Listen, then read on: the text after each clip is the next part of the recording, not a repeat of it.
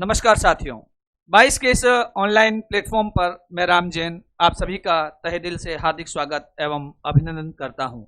मित्रों, मेरे प्यारे साथियों, आज की इस कंप्यूटर प्रश्नोत्तरी में हम एक और अगला भाग संख्या ये 8 लेके आए हैं। हम इस प्रश्नोत्तरी को निरंतर जारी रखेंगे, लेकिन उसके लिए बहुत ज़्यादा जरूरत है आपके सहयोग की। आप लोग कमेंट करें, हमारे वीडियो को लाइक करें, हमारे चैनल को सब्सक्राइब करें और अधिक से अधिक शेयर करें, क्योंकि एक मोटिवेशन के बिना कोई कार्य संभव नहीं है। एक लेवल तक मोटिवेशन होना चाहिए, लेकिन जरूरत से ज्यादा मोटिवेशन के मैं भी अगेंस्ट में हूं। चलिए तो प्रारंभ करते हैं आज की ये प्रश्नोत्तरी। हम तो पूछेंगे। चलिए प्रिय विद्यार्थियों, आज समय की व्यस्तता रहने के कारण हम उसको उस डेकोरेशन में सेट नहीं कर पाए, क्योंकि प्रश्नोत्तरी को लेके जो भी पूरा प्रक्रिया है, ये टाइपिंग को लेके वगैरह सारा मैं खुद ही देखता हूं। तो ये जो प्रश्नोत्तरी है इसमें समय की थोड़ी कमी रही, लेकिन सवालों को लेके आपको कोई दिक्कत नहीं है। थोड़ा डिजाइनिंग को लेके, लुक को लेके, अट्रैक्शन को लेके थोड़ा आपको समस्या आ सकती है, लेकिन अगली प्रश्नोत्तरी में हम इसको भी वापस सुधार देंगे। कल नाइट को लगभग 3 साढ़े 3 बजे तक मेरी क्लासेज रही हैं, उसके बाद वापस प्रश्नोत्तरी तैयार करना, कंसेप्ट तैयार करना थोड़ा समय लगता है। एक पेपर में आपके सामने 22 सवाल होते हैं। बहुत कम लगते होंगे आपको कि 22 सवाल बनाने में क्या समय लगता है, लेकिन आप विश्वास कीजिए, कम से कम इन 22 सवालों को प्रतिदिन बनाने में मेरे 7 से 8 घंटे लगते हैं, तब जाके सवालों का लेवल तैयार होता है। चलिए, कंप्यूटर में आंतरिक रूप से जुड़ी फाइलों का संग्रह। अब देखिए यहां कहा है कंप्यूटर में आंतरिक रूप से जुड़ी फाइलों का संग्रह कहा है, प्रबंध नहीं कहा है। यदि प्रबंध कहा होता तो आंसर क्या हो जाता? File manager. अब इन 3 शब्दों को समझे। यहां तो फाइल मैनेजर गलत हो गया। अब देखिए, फील्ड क्या होता है, रिकॉर्ड क्या होता है, डेटाबेस क्या होता है, उसको मैं समझाता हूं। जैसे देखिए कि जैसे name, class, roll number, DOB, ये कुछ भी आपने लिख दिया। अब इसके अंदर क्या आएंगे? सारे के सारे नाम आएंगे। फॉर एग्जाम्पल मैं कुछ नाम या 1-2 नाम लिख देता हूं। जैसे मैंने नाम लिख दिया शिवन्या। मैं एक और कोई नाम लिख लेता हूं। जैसे मैंने एक नाम लिख दिया राम। सारे के सारे नाम आएंगे। क्लास के अंदर सारी क्लास ही आएगी। रोल नंबर के अंदर सारे रोल नंबर ही आएंगे। डेट ऑफ बर्थ के अंदर सारे डेट ऑफ बर्थ ही आएंगे। तो ये जो नेम है ये फील्ड है, क्लास है ये फील्ड है, रोल नंबर ये फील्ड है, और डेट ऑफ बर्थ एक फील्ड है। और जब शिवन्या के बारे में हमने कहा कि जैसे हमने लिख दिया एमए, रोल नंबर लिख दीजिए जैसे 12547, कुछ भी डीओबी XYZ मान लो आप, क्लास लिख दी MSc, रोल नंबर लिख दिए और डेट ऑफ बर्थ लिख दी। अब सिचुएशन को समझना, क्या ये शिवन्या का पूरा रिकॉर्ड है और ये राम का पूरा रिकॉर्ड है? तो फील्ड से बड़ा क्या होगा? रिकॉर्ड। रिकॉर्ड से बड़ी क्या होगी? फाइलें। और फाइलों से मिलकर क्या बनेगा? डेटाबेस। तो ये क्रम रहेगा। देखिए, फील्ड,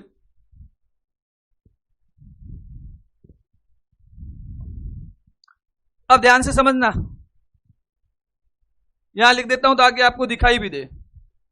सबसे पहले आती है फील्ड, ठीक है। फील्ड के बाद आपके बन जाएगा रिकॉर्ड। रिकॉर्ड से आपके बन जाएगी फाइल, और फाइल से आपका बन जाएगा डेटाबेस। ये रहता है सबसे छोटी फील्ड। फील्ड का समूह रिकॉर्ड, रिकॉर्ड से बनेगी फाइल, और फाइल से बनेगा डेटाबेस। अब यहां क्या कहा है? कंप्यूटर में आंतरिक रूप से जुड़ी फाइलों का संग्रह। फाइल का संग्रह क्या कहलाएगा? डेटाबेस। तो हमारा आंसर क्या हो गया? 4 नंबर। उम्मीद कर रहा हूं कि आपको समझ में आया होगा। इसको मैं थोड़ा सा ज्यादा क्लियरिटी में लिख देता हूं, ताकि बाद में भी आपको जब आप इसका आपको पीडीएफ प्राप्त हो, पैनल पीडीएफ, तो आपके लिए सुविधा रहे। मैं एक बार यहां लिख देता हूं तो इसको वो आपको दिखाई भी दे देगा, निश्चिंत रहना। देखिए, पहली बात जिसकी हम कर रहे हैं वो है फील्ड, ठीक है। अब फील्ड से मिलकर क्या बनेगा? रिकॉर्ड। फील्ड से मिलकर बनेगा रिकॉर्ड। रिकॉर्ड से मिलकर बनेगी फाइल, और फाइल से मिलकर बनेगा डेटाबेस। उम्मीद कर रहा हूं कि 4 चीजें आपको अच्छे से दिखाई दी होगी, आपको समझ में आई होगी। फील्ड का ग्रुप रिकॉर्ड, रिकॉर्ड के ग्रुप को फाइल, और फाइल के ग्रुप को डेटाबेस। अब हमसे सवाल क्या पूछा है? फाइलों। ये रहा शब्द क्या है? फाइलों का संग्रह, कलेक्शन, ग्रुप, कुछ भी कह दो तो फाइलों का कलेक्शन या ग्रुप क्या कहलाएगा। यदि फील्ड का पूछा होता कलेक्शन, यदि हमसे पूछा होता कि फील्ड का कलेक्शन क्या है,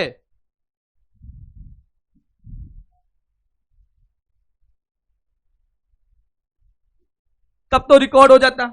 यदि हमसे पूछा होता कि रिकॉर्ड का कलेक्शन क्या है तो फाइल हो जाता। यदि हमसे पूछा होता कि फाइल का कलेक्शन क्या है तो डेटाबेस हो जाता। तो हमसे यही पूछा है कि फाइल का कलेक्शन क्या है, डेटाबेस, इसलिए हमारा आंसर नंबर 4 सही हो गया। उम्मीद कर रहा हूं कि इस सवाल आपको समझ में आया होगा। इस सवाल के साथ 5-6 सवाल आपको एडिशनल रूप में मिल गए। चलिए फिर बढ़ते हैं एक और नए सवाल की ओर। यदि आपको हमारी क्विज प्रश्नोत्तरी पसंद आती है तो इसे जरूर लाइक करें, हमारे चैनल को सब्सक्राइब करें, अधिक से अधिक शेयर करें, जुड़े रहिए अपने मारवाड़ी शिक्षक राम जैन के साथ। हम तो पूछेंगे क्वेश्चन नंबर 2। स्प्रेडशीट में डाटा किस प्रकार व्यवस्थित रहता है। देखो स्प्रेडशीट, हम इसे एक्सेल प्रोग्राम के नाम से भी पुकार सकते हैं। अब एक्सेल के अंदर जो डाटा होता है, अब वो किस रूप में होता है, सबको पता है, रो एंड कॉलम। एक्सेल में जो डाटा होता है रो एंड कॉलम में होता है। जहां रो और कॉलम एक दूसरे को प्रतिच्छेद करती है वह सेल कहलाता है। एक्सेल के अंदर कितने कॉलम होते हैं, कितने रो होती है, ये सारी जानकारी हमने प्रश्नोत्तरी के माध्यम से पूर्व में भी दी थी, हमने क्लास में भी दी है। आप वीडियोस का व्यवस्थित अध्ययन करें। चलिए फिर बढ़ते हैं एक और नए क्वेश्चन की ओर। ईएफटी का मतलब क्या है। अब देखिए, ई का मतलब होता है इलेक्ट्रॉनिक, ठीक है, फुल फॉर्म है, ध्यान रखें, फन नहीं होता इसलिए गलत हो गया। ई का मतलब इलेक्ट्रॉनिक, एफ का मतलब फॉर्मूला नहीं होता, गलत हो गया। ई का मतलब इलेक्ट्रॉनिक, एफ का मतलब फजी नहीं होता। अब ऑप्शन नंबर 2 को चेक करते हैं, इलेक्ट्रॉनिक फंड ट्रांसफर। अतः ऑप्शन नंबर 2 हमारे इस क्वेश्चन में सही आंसर कहलाएगा। फिर बढ़ते हैं एक और नए सवाल की ओर। डेटा रिडेंसी का तात्पर्य क्या है। डाटा रिडेंसी का तात्पर्य होता है किसी चीज की प्रतिलिपि, डुप्लीकेट। तो यहां जहां कहीं सी डुप्लीकेसी है उसे बोलेंगे रिडेंसी। ये एमएस एक्सेल का सवाल है। चलिए फिर आगे बढ़ते एक और नए सवाल की ओर। एसक्यूएल का तात्पर्य या फुल फॉर्म। अब एस का मतलब होता है स्ट्रक्चर, यहां स्ट्रक्चर शब्द नहीं है, गलत हो गया। यहां भी नहीं है, यह भी गलत हो गया। क्यू का मतलब क्वेरी होता है, यह भी गलत हो गया। ऑप्शन नंबर 2 हमारा सही होगा, स्ट्रक्चर्ड क्वेरी लैंग्वेज, एसक्यूएल का पूरा नाम। चलिए फिर आगे बढ़ते हैं। क्वेश्चन संख्या 6, कौन सी डिवाइस नेटवर्क में ट्रैफिक कंट्रोलर का काम करती है।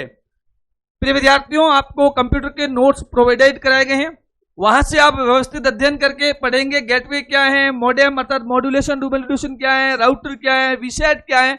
यहां आंसर हो जाएगा हमारा राउटर। तो ध्यान रखें कि वह डिवाइस जो नेटवर्क में ट्रैफिक कंट्रोल का कार्य करेगी उसे हम किस नाम से पुकारेंगे, ट्रैफिक कंट्रोल का कार्य राउटर करती है। फिर बढ़ते हैं एक और नए सवाल की ओर। निम्न में से कौन सी सवाल को ध्यान से पढ़ना, कमेंट में जल्दी से आंसर दें। धीमी मेमोरी पूछा है, ध्यान रखें, तेज नहीं पूछा है।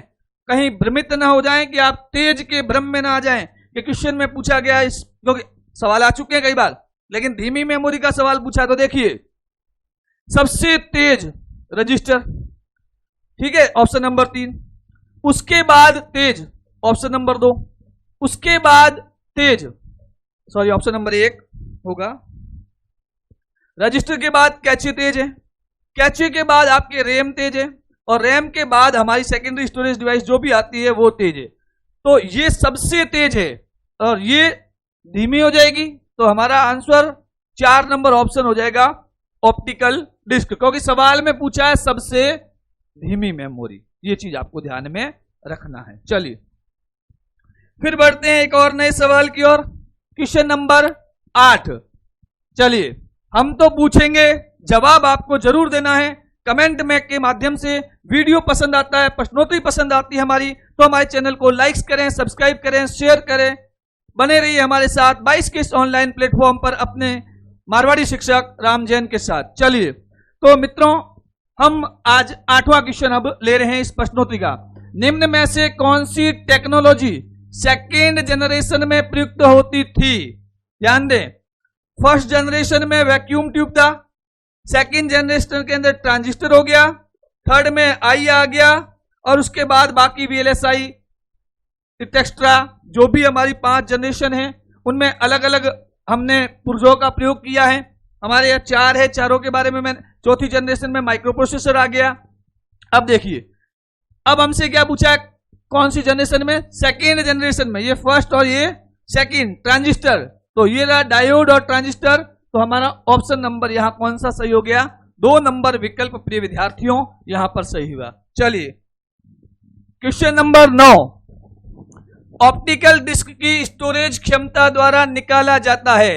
हाँ, इनमें से कौन सा फॉर्मूला है जो ऑप्टिकल डिस्क की स्टोरेज कैपेसिटी को निकाल सकता है। तो प्रिय विद्यार्थियों यहां सीधा आंसर बता देता हूं मैं, ऑप्शन नंबर 1 आपको याद करना पड़ेगा कि सेक्टर की संख्या को जब बाइट प्रति संख्या से गुणा कर लेते हैं वह स्टोरेज क्षमता आपकी आ जाएगी, बाकी विकल्पों को देखने की भी आवश्यकता नहीं है। चलिए क्वेश्चन नंबर 10, इनमें से कौन सा सर्च इंजन नहीं है। गूगल सर्च इंजन है, लेकिन यदि गूगल क्रोम आ जाता तो फिर अलग बात हो जाती। याहू सर्च इंजन है, बाइडू भी सर्च इंजन है, लेकिन ये हमारा वॉल्फ्रेम अल्फा सर्च इंजन नहीं है। ध्यान रखें, सवाल के अंदर नहीं शब्द है, जब किसी सवाल में नहीं शब्द होता है तो उसको बहुत ही ध्यान से देखना होता है। चलिए क्वेश्चन नंबर 11, इंटरनेट के पते में पद HTTP का सही या विस्तृत रूप, HTTP का पूरा नाम पूछा है। आज काफी फुल फॉर्म में आ रही है। H का मतलब होता है हाइपर, यहां नहीं है तो पहला गलत, ये भी गलत और ये भी गलत। Option number 4, hyper text transfer protocol. एक मैं आपसे सवाल पूछता हूं, एक आप ये पता लगा के आइए HTTPS का पूरा नाम क्या है, W3C का पूरा नाम क्या है, ये जरूर आप दोनों फुल फॉर्म में पता कीजिए। इनके आंसर आपसे जरूर कमेंट के माध्यम से मैं चाहूंगा कि आप लोग इनके भी जवाब दें। चलिए फिर बढ़ते हैं क्वेश्चन नंबर 12 की ओर। किसी कंप्यूटर के प्रोग्राम में बच्चों द्वारा प्रयुक्त भाषा बेसिक कंप्यूटर की वह भाषा है जो दूसरी भाषाओं को सीखने के लिए काम आती है। फिर एक सवाल आपके लिए, बेसिक का पूरा नाम बताइए, जावा का विकास किसने किया ये बताइए। लेकिन हमारा इस क्वेश्चन में आंसर हो जाएगा लोगो, जो बच्चों के गेम खेलने के लिए काम आती है, कंप्यूटर में बच्चों द्वारा प्रयुक्त भाषा सीखने के लिए काम आती है एक प्रकार से। मल्टी प्रोग्रामिंग का प्रयोग किस पीढ़ी के कंप्यूटर में हुआ। मल्टी प्रोग्रामिंग का प्रयोग तृतीय पीढ़ी में हुआ, ध्यान रखें।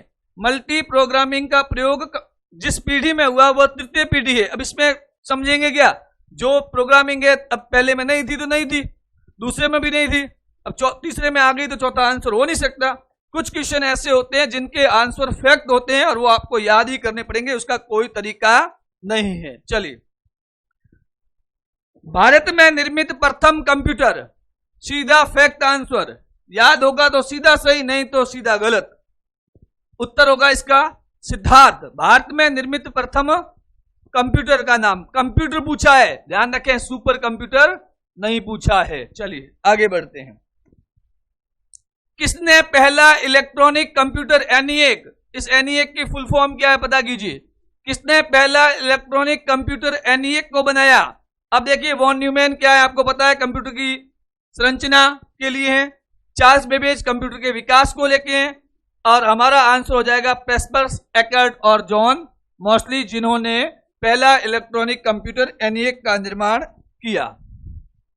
क्वेश्चन नंबर 16, अधिकांश प्रोडक्ट पर प्रिंटेड लाइनें, आप हैंडलूम वगैरह जाओ कहीं पर जो प्रोडक्ट होता है, कहीं पर भी पार्ले जी बिस्किट देख लो आप, उसके पीछे भी है तो उसे हम क्या कहते हैं, बार कोड्स। ध्यान रखना आज क्वेश्चन फैक्ट पर आधारित ज्यादा है।